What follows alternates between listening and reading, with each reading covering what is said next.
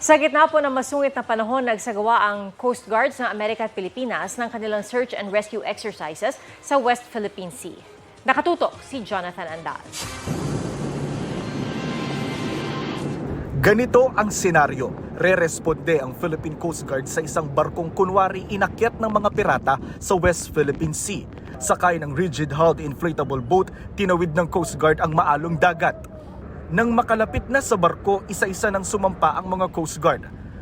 Nang maaresto na nila ang mga kunwari pirata, may mga kunwari namang nahulog na tripulante na sasagipin ng US at Philippine Coast Guard. 4 ito na dummy victims na gawa sa pinagsama-samang plastic bottles at sinuotan ng immersion suit. Pero nangahanapin na ang mga ito, bigla namang umulan ng malakas.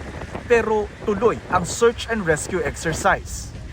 Philippine Coast Guard ang nakahanap sa unang 2 dummy victims. Isinakay sila sa barko at binigyan ng first aid. Pero ang US Coast Guard inabot ng ilang oras bago nahanap ang kanilang ire-rescue. Lumapit na rito sa barko na sinasakyan namin, itong bangka ng US Coast Guard. Bit-bit na nila yung dummy victim na na-rescue mula sa gitna ng dagat sa ginawang search and rescue exercise. Dadali niyan dito sa ibabaw ng BRP Gabriela Silang para bigyan ng first aid. Yung namang nakikita nyo sa likod ko, yun yung barko ng US Coast Guard. Isa lang ang nahanap ng US Coast Guard. Ang isa hindi na nila nakita. Ang tagal naming hinanap siya for almost half a day. Aside po kasi sa alon saka yung lakas ng kuryente, once in a while po kasi is bumubugso yung napakalakas na hangin. Kung lakas na ulan, madilim. So parang realistic talaga siya. Dahil malakas din ang hangin, hindi nakalipad ang chopper at drone ng US Coast Guard, pati ang Cessna Caravan plane ng Pilipinas na magpapabilis sana sa paghahanap sa mga inalon na dummy victim.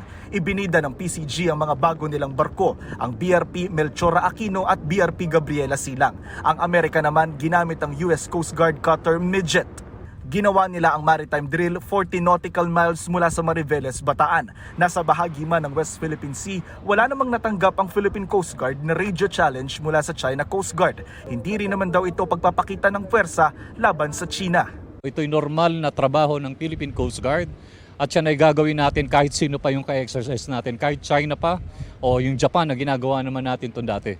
Wala naman kami nakikitang problema kasi nga pagka search and rescue, hindi ito pagmumulan ng anumang issue sa lahat ng mga bansa na na nandyan sa West Philippine Sea.